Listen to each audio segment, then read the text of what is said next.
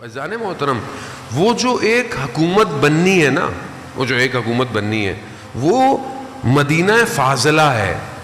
وہ ایک ایسا شہر ہے کہ جس میں کوئی لوپ ہول نہیں ہے. وہ جو آئی ٹی کے لوگ بیٹھے نا، تو آپ کو پتا ہے کہ فائر وال بنائی کیوں جاتی ہیں، ساری چیزیں کیوں بنائی جاتی ہیں کہ کوئی بگز نہ آئے، کوئی اٹیک نہ کرے. بینکنگ سسٹم جتنا بھی آن لائن ہوتا ہے وہ سب اسٹرانگ فائر وال پہ بنا ہوا ہوتا ہے کہ کوئی گھس کر ڈیٹا انکرپٹ نہ کر لے، ڈیٹا چوری نہ کر لے. وہ آپ بھی اینٹی وائرس ڈالتے ہو کہ کوئی مال ویئر نہ آ جائے، اسپائی ویئر نہ آ جائے، اندر نہ گھس جائے، موبائل کو خراب نہ کر لے. خوب کیوں ہے یہ سب؟ وہ جو شہر ہوگا نا وہ بہت فائر وال پروف ہے. وہ فائر وال پروف اس میں نہیں ہے کہ کوئی اس میں گھس نہ پائے، جس میں بھی نقص ہوگا وہ اس شہر میں جا ہی نہیں پائے گا. تو یہ نقص یہاں ہے، یہاں جس میں کینہ ہوگا وہ امام کی حکومت میں داخل نہیں ہو پائے گا. جس میں بغض ہوگا، جس میں منافقت ہوگی نہیں جا پائے گا. جس میں جہالت ہوگی نہیں جا پائے گا.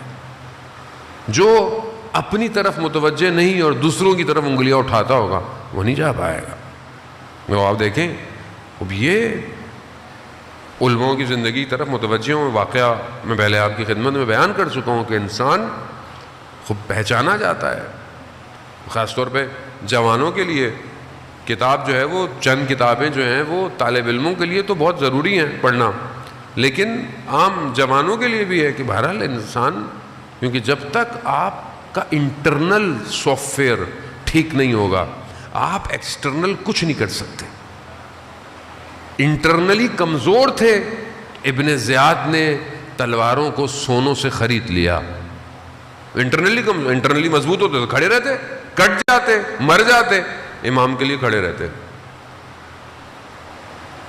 ملا مہدی ناراکی، ملا احمد ناراکی کے جو والد ہیں، ان کی کتاب جامع السعادات، وہ کتاب معراج السعادہ اردو کے اندر بھی ہے. معراج السعادہ اخلاق کی کتاب ہے، اخلاقیات سے بھری کتاب ہے. اس کو پڑھیں، پی ڈی ایف بھی مل جائے گی آپ کو، ویب سائٹس پہ پڑھی ہوئی، فری میں، پیسہ بھی خرچ نہیں کرنا.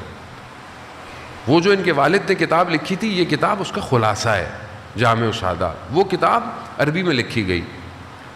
عربی میں لکھی گئی. جب یہ نجف کے حوزے میں گئے تو لوگوں نے بہت سراہا کہ بھئی ماشاءاللہ کیا کتاب لکھی. بڑے بڑے علماء ملنے آئے کہ بھئی آپ نے کتنی زبردست کتاب لکھی. اگر کوئی نہیں آیا تو ایک شخص نہیں آیا. کون؟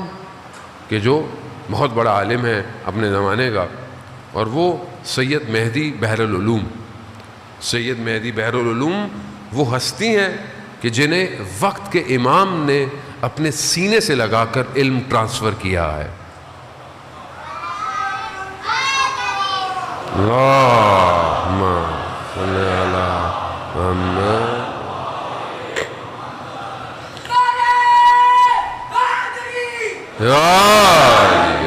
وہ امام نے سینے سے لگا کر مسجد کوفہ میں علم کو ٹرانسفر کیا ہے. وہ ایسی شخصیت تھی. بریکٹ میں ایک زمانے میں انہوں نے درس دینا چھوڑ دیا. بڑے بڑے لوگوں نے مراجع کیا کہ بھئی آپ نے درس دینا چھوڑ دیا. کہا ہم نہیں. کہا وجہ تو بتائیں. کہا میں رات کو غریبوں کی مدد کرتا ہوں، رات کو کوفہ میں لوگوں کی مدد کرتا ہوں، لیکن میں نے رات کو کسی طالب علم کو نہیں دیکھا جو رات کو اٹھ کے مناجات کرتا ہو. میں ان طالب علموں کو نہیں پڑھاؤں گا جو رات کو اٹھ کے خدا سے مناجات نہیں کر رہے. جب یہ طالب علموں کو پتہ چلا تو کہتے سب نے گریہ کیا، استغفار کیا اور راتوں کو اٹھ کے تضرع شروع کر دیا. تب انہوں نے دوبارہ تدریس شروع کی. یہ ملنے نہیں آئے تو انہوں نے کہا ملا مہدی ناراکی نے کہ میں خود لوگوں نے بولا بھائی آپ نہیں جائیں. لوگ کہا نہیں وہ سید ہے میں گئے. درس دے رہے تھے، بیٹھے، درس ختم ہوا، وہ اٹھ کے چلے گئے، یہ بھی اٹھ کے چلے گئے. کچھ دن گزرے، انہوں نے کہا میں پھر جاتا ہوں. جو ساتھ میں لوگ تھے انہوں نے کہا مولانا بس کر دیجئے، وہ آپ کو دیکھ ہی نہیں رہے ہیں، بات ہی نہیں کر رہے ہیں. کہا نہیں میں پھر جاؤں. گئے، درس ختم، یہ بھی اڑ گئے، وہ بھی اڑ گئے، کوئی بات نہیں. یہ چلے گئے سامرا، کربلا، کاظمین، واپس نجف آئے. واپس جانے لگے تو کہا میں پھر چلتا ہوں. وہ لوگوں نے بولا کتنا اپنے نفس کو توڑیں گے آپ, کتنا اپنے نفس کو شکستہ کریں گے. کہا کوئی مسئلہ. جیسے ہی یہ نکلے اور سید کو پتہ چلا کہ یہ آ رہے, سید بغیر جوتوں کے دوڑتے ہوئے گلی کے کونے پہ آئے اور ان کو لے کر آئے, بٹھایا, بات کی. کہا آپ پوچھیں گے نہیں کہ آپ پہلے 2-3 دفعہ آئے, میں نے آپ سے بات نہیں کی یا میں آپ کے پاس نہیں آیا؟ کہا نہیں. کیوں, کیا وجہ ہے؟ کہا میں یہ دیکھنا چاہتا تھا کہ جو اخلاق کی کتاب آپ نے لکھی ہے یہ اخلاق آپ میں پایا جاتا ہے کہ نہیں جاتا؟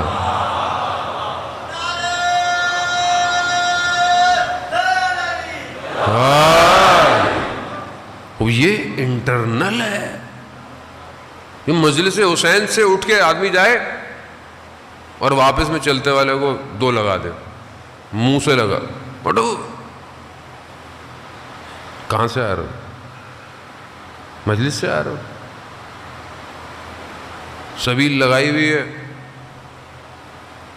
3 بج رہے ہیں رات کے, کوئی بھی نہیں ہے سبیل پہ, اونچی آواز میں نوحے چل رہے ہیں. یہ امام حسین کے ماننے والے ہیں. یعنی حسین کو نہیں سمجھے. یعنی آپ دنیا کو کیا دکھانا چاہ رہے ہو؟ یعنی ہم محرم میں ہم کچھ بھی کریں گے. ابے بھائی کیا مطلب کچھ بھی کریں گے؟ لوگوں کو کھینچو اپنی طرف, ریپیل کر رہے ہو. مجھے کئی لوگ بعضوں کا بیچارے لوگ ڈرتے ہیں, کسی کو کچھ بول دو کہتے ہیں یہ لو بھائی عزاداری کی دشمن ہو. بھائی بیچارے لوگ اپنے اپارٹمنٹ سے لوگوں نے مجھے ویڈیو بنا کے بھیجی ہیں. مولوی صاحب دیکھیں کوئی بھی نہیں کھڑا ہوا, دریاں بھی نہیں بچھی ہوئی ہیں, بس ایک 2-4 کناتیں لگی ہوئی ہیں اور 3 بج رہے ہیں. دیکھیں اب کوئی بوڑھا ہے, کوئی بزرگ ہے. عزیزان محترم معاملہ بہت نازک ہے. امام حسین تک پہنچنا آسان نہیں ہے, اپنی ذات سے گزرنا پڑتا ہے. جو اپنے آپ کو فنا کرے گا وہ حسین تک پہنچے گا. جہاں میں ہوں, جہاں میری باتیں ہوں, وہاں امام حسین نہیں آ سکتا. یہ قلب بہت پاک ہے, اسی کی تو اصلاح کرنی ہے. مجلس ہے اسی لیے میں اپنی اصلاح کے لیے آتا ہوں. میں خود مجلس نہ پڑھوں میں مر جاؤں گا. وہ چند دن گزرتے ہیں میں کہیں ٹریول نہ کروں, میرے گھر والے میرے چہرے پر پریشانی دیکھتے ہیں تو وہ کیا کہتے ہیں, اب آپ بہتری یہ چلے جائیں تو اچھی بات ہے کہیں نہ کہیں, کیونکہ آپ کے حالات ہمیں اچھے. کیوں؟ کیونکہ رزق کے معنوی ذکر حسین ہے, وجود کو ذکر چاہیے. امام علی علیہ السلام فرماتے نہیں تھے کمیل سے, کمیل واز کرو واز. کیوں؟ کان سننا چاہتے ہیں. وہ جب انسان وجود اس کا گفتگو کرتا ہے تو وہ خود بھی سن رہا ہوتا ہے, خود سن رہا ہے. ہمارے ایک مرشد کہتے تھے کہ تم جب بولتے ہو تو تم نہیں بول رہے, ہم بول رہے ہوتے ہیں. بیسیکلی ہم خود سن رہے ہیں, ہم خود سننا چاہتے ہیں. کچھ پہلی چیز یہی ہے کہ انسان فہم علم بڑھائے زندگی میں. کتاب PDF ڈاؤن لوڈ کر لیں, آسان ہے. 10 دن 10 حدیثیں تو پڑھ سکتے, 10 دن امام حسین کی 10 حدیثیں پڑھ تو سکتے. یہ تو ہماری اپنی بھی کوتاہی ہے جانے محترم, ہم بھی آپ کو باتیں نہیں بتاتے. میں دوسرے علماء کو تو نہیں کہہ سکتا, میں اپنی غلطی آپ کے سامنے آشکار کر رہا ہوں. اب ہم 10 دنوں میں کچھ چیزیں پڑھ سکتے ہیں, سیکھ سکتے ہیں. خوب جہاں آپ اتنا سیکریفائس کرتے ہیں اپنے ٹائم کے لیے, وہاں تھوڑا سا اور کر سکتے ہیں. یہ نقصان نہیں دے گا. علم ہمیشہ انسان کے وجود کو نورانی کرتا ہے, نور آتا ہے. اور اگر جب ویسے بھی معصوم کا قول ہو تو انسان کا وجود ویسے ہی نورانی ہو جاتا ہے. امام رضا علیہ السلام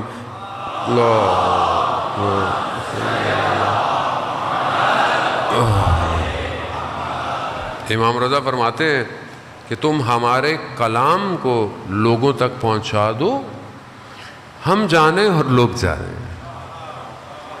اور یہی امام فرماتے ہیں کہ مجھے مشہد سے بڑی محبت ہے. ویسے تو ہر حرم سے محبت ہے, لیکن مشہد کی ہوا کچھ الگ ہی ہے ویسے۔ امام فرماتے ہیں کہ تم اللہ کی طرف سے کہ تم اگر اللہ کے کم دیے ہوئے پر راضی ہو جاؤ تو خدا تمہارے کم عمل کو بھی قبول کر لے گا۔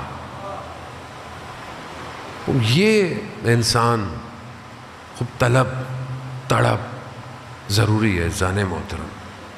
ایک عالم دین جن کو اللہ نے توفیق دی ہوئی تھی کہ وہ حرم میں سحر کی اور فجر کی نماز پڑھا کرتے، 2 گھنٹے کہتے ہیں کہ تہجد پڑھا کرتے تھے، 2 گھنٹے تہجد۔ خدا ہمیں بھی جو ہے وہ اس سحر میں خدا کلام کرنے کا رزق عطا فرمائے۔ تہجد پڑھا کرتے تھے، بیمار ہو گئے، مریض ہو گئے، شدید مریض ہو گئے، ہاسپٹل چلے گئے۔ اب خدا جو ایک توفیق تھی جو ہر روز مشہد میں امام کے حرم میں جانے کی، اب وہ کم ہو گئی، تو بڑا گریہ کیا انہوں نے کہ پاؤں میں شدید درد، نہیں جا سکتے، تو بہرحال توسل کیا امام سے۔ بیداری میں یا سوتے میں آیت اللہ شمس الدین آغا ہاشمی نجات سے اس واقعے کو بیان کرتے ہیں، کہتے ہیں کہ انہوں نے دیکھا کہ ایک باغ ہے اور باغ میں امام رضا علیہ السلام بیٹھے ہوئے ہیں اور باغ میں خوبصورت پھول ہیں۔ انہوں نے ایک پھول توڑا اور مجھے دیا اور پھر اپنے ہاتھ کو میرے ٹانگ پر جو ہے وہ لگایا۔ اچانک سے پھر میری آنکھ کھل گئی تو میں نے دیکھا کہ میرا درد ختم ہو گیا ہے اور پھول میرے ہاتھ میں ہے۔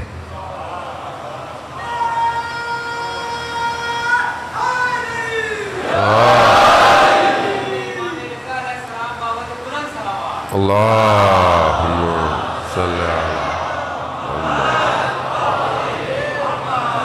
خدا ہم سب کو مشہد مقدس اور قم المقدسہ کی زیارت نصیب فرمائے۔ وزان محترم وہ کہتے ہیں کہ امام نے جب یہ مجھے دیا تو وہ جو قرآن کی آیت بھی ہے کہ قرآن کو اللہ نے نازل کیا اور اس میں شفا رکھی ہے، کہا امام نے یہ آیت تلاوت کی، کہہ رہا اس کے بعد جب بھی کوئی مریض ہوتا تھا، کوئی بھی مریض ہوتا تھا تو میں یہ آیت کی تلاوت کرتا تھا اور ہاتھ لگاتا تھا، وہ بھی ٹھیک ہو جاتا تھا۔ اب یہ وجود جب اس قابل ہو جاتا ہے تو یہ امام کو اپنے قلب سے مشاہدہ کرتا ہے۔